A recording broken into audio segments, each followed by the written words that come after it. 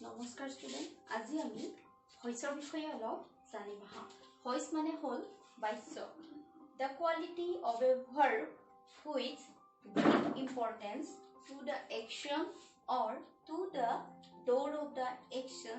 is called the voice of the verb ভাৰ্বৰ যি ৰূপে কৰ্তা বা কৰ্মৰ ওপৰত গুৰুত্ব দিয়ে তাক আমি ভইচ বা বাক্য বুলি জানো এতিয়া আমি ভইচৰ যে ভাগ দুটা আছে তাৰ বিষয়ে জানো আহা ভইচ এক্টিভ আৰু পেসিভ ভইচ এক্টিভ ভইচ মানে হল when the subject does something যি বাক্যত সাবজেক্টে কাম কৰে তাক আমি এক্টিভ ভইচ বুলি ক'ব পাৰো passive voice hall when the subject is acted upon by the object যি বাক্যত সাবজেক্টটো কৰ্মৰ দ্বাৰা কৃত হয় এতিয়া আমি ভয়েস সেন্সৰ প্ৰাথমিক নিয়মখিনি জানো হা আমি সকলোৱে জানো যে সেন্টেন্সত সদায় সাবজেক্ট ভাৰ্ব আৰু অবজেক্ট থাকে for example Sita writes a story এই বাক্যটোত Sita subject writes verb a story হল object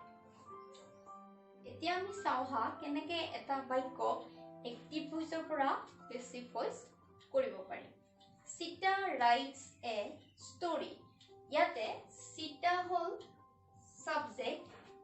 writes verb, a story hol object. Passive voice এই বাক্যটোকে কোনো অৰ্থৰ পৰিৱৰ্তন নকৰাকৈ a story is written by Sita. ইয়াতে আমি দেখিলো passive voice active voice যেটো object আছিল হেতু passive voice সাবজেক্ট ৰূপে আহিছে আৰু যেহেতু এটো প্ৰেজেন্ট টেন্সৰ বাক্য সেই কাৰণে ৰাইটস দেখি আমি গম পাইছো যে এটো প্ৰেজেন্ট টেন্সৰ বাক্য সেই কাৰণে ইয়াতে বি ভাৰ্বৰ প্ৰেজেন্ট ফৰ্ম ইজ বহিছে আৰু ভাৰ্বৰ পাষ্ট পাৰ্টিসিপল ৰিটেন আৰু পেসিভ ভয়েসত নিব লাগিলে আমি এটা প্ৰিপজিশন দিব লাগে হেতু হল ইয়াতে এই সেন্টেন্স অনুযায়ী ইয়াতে বহিছে বাই প্ৰিপজিশন আৰু যেটো এক্টিভ ভয়েসত সাবজেক্ট আছিল হেতু আমি পেসিভত অবজেক্ট ৰূপে ব্যৱহাৰ কৰিব লাগে এনেকে এটা বাক্য এক্টিভৰ পৰা পেসিভ কৰিব পাৰি যেতিয়া আমি এটা বাক্য এক্টিভৰ পৰা পেসিভ কৰিম তাৰে প্ৰধান নিয়মসমূহ আমি এতিয়া আলোচনা কৰিম আহা এক্টিভ ভয়েসত থকা সাবজেক্ট আৰু অবজেক্টটো সদায় পেসিভ ভয়েসত অবজেক্ট আৰু সাবজেক্ট হিচাপে বহে অৰ্থাৎ এক্টিভ ভয়েসৰ যেটো সাবজেক্ট হেতু পেসিভ ভয়েসত আমি অবজেক্ট ৰূপে কৰিব লাগে দুই নম্বৰটো হল অবজেক্টৰ আগত সদায় বাই ইন টু উইথ এট প্ৰিপজিশন ব্যৱহাৰ কৰিব লাগে ইয়াতে আমি বাক্যটো দেখিছো বাইটো আমি প্ৰিপজিশন ব্যৱহাৰ কৰিছো অৰ্থাৎ সিটাৰ দ্বাৰা গল্পটো লিখা হৈছে ইয়াতে বাই প্ৰিপজিশনটো ব্যৱহাৰ কৰা হৈছে কিছুমান সেন্টেন্সত আকৌ এট টু ইন উইথ এনেকুৱা প্ৰিপজিশন ব্যৱহাৰ হয় টেন্স পাৰ্সন আৰু নাম্বাৰ অনুযায়ী বি ভাৰ্বৰ ব্যৱহাৰ হয় আমি দেখা পাইছো যে ইয়াতে যেটো টেন্সত বাক্যটো আমি পাও এক্টিভ ভয়েসত সেই টেন্স অনুযায়ী হেল্পিং ভাৰ্বটো অৰ্থাৎ বি ভাৰ্বৰ ফৰ্মটো ব্যৱহাৰ হয় আমি জানো বি ভাৰ্বৰ পাঁচটা ফৰ্ম আছে তিনিটা প্ৰেজেন্ট আৰু দুটা হল পাস্ট গতিকে প্ৰেজেন্ট টেন্সৰ বাক্য হলে am is are এই তিনিটা বহিব আৰু পাস্ট টেন্সৰ যদি আমি বাক্যটো দেখা পাও ভাৰ্বটো পাস্ট টেন্সত থকা তেতিয়া was were ব্যৱহাৰ হ'ব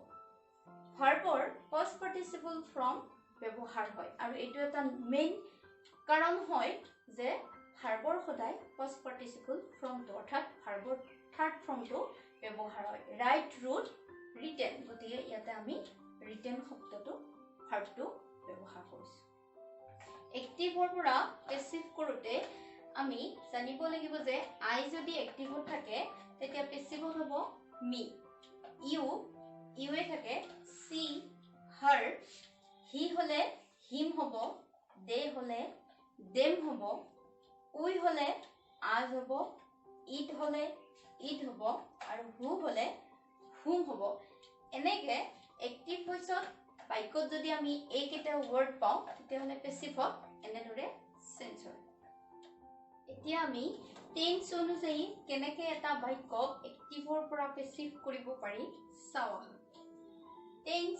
present indefinite tense present continuous tense, present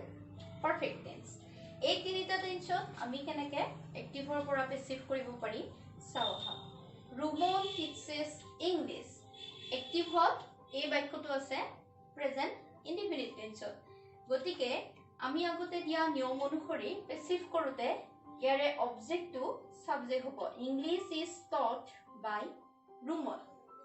present continuous টেন্সত Ruman is teaching English passive কৰোতে হ'ব English is being taught by Ruman present perfect টেন্সত Ruman has taught English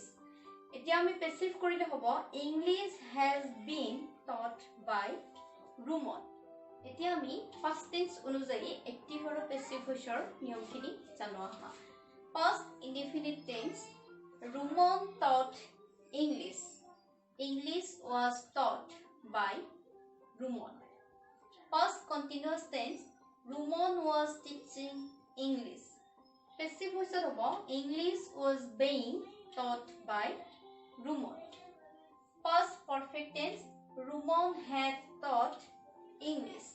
passive ভয়েছত হ'ব English had been taught by Ruman এনেকুৱা ধৰণে পাষ্ট টেন্সৰ যি তিনিটা ভাগ past indefinite past continuous আৰু past perfect এই তিনিটা ভাগৰ এক্টিভৰ পৰা বাক্যটো পেছিভ কৰোতে এইখিনি নিয়ম আমি মানি চলিব লাগে এতিয়া আমি ফিউচাৰ টেন্সটো চাও আহা future indefinite tense Ruman will teach English passive কৰোতে হ'ব English will be taught by Ruman future perfect tense Ruman would have taught English English would have been taught by Ruman এনেকে ফিউচাৰ ইনডিফিনিট আৰু ফিউচাৰ পাৰফেক্ট টেন্সৰ বাক্যবিলাক পেছিভ ভয়েছত চেঞ্জ কৰা হয় এতিয়া আমি কেইটামান মডেলছ অফ এক্টিভৰ পৰা পেছিভ কেনেকৈ কৰিব পাৰি চাও আহা মডেলছ হ'ল can could may might must ought to shall should will would active passive I must do my homework passive korte hobo my homework must be done by me I can do the